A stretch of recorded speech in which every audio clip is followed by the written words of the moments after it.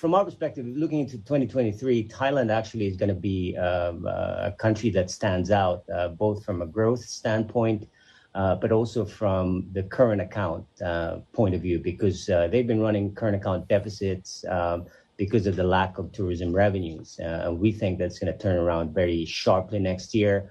And that's been underappreciated still by consensus. So we think we're going to get current account surplus of about 4+% of GDP next year.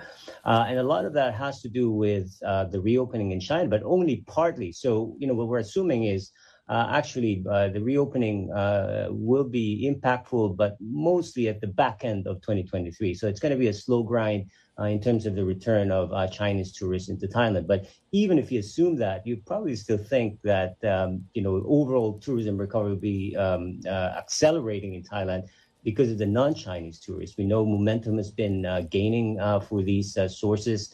And at the same time, the supply constraints, they've been really reducing them.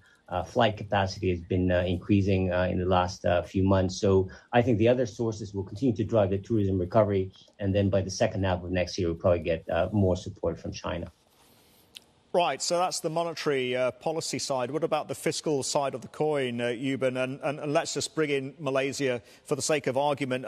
Public spending has been heavy in the pandemic era. Is now the time for fiscal consolidation and fiscal tightening? For Malaysia, I think it's going to be very difficult.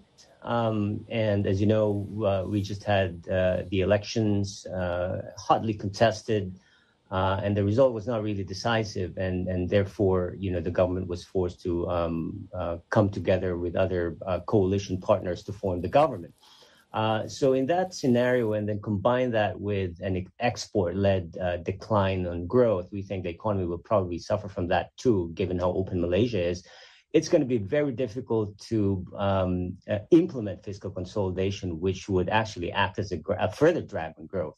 So given the fact that, we've just had a very hotly contested election, I think it's more likely that the government would try and provide as much support as possible, especially to the vulnerable sectors, which means that reducing the deficit will be a difficult ask next year for Malaysia.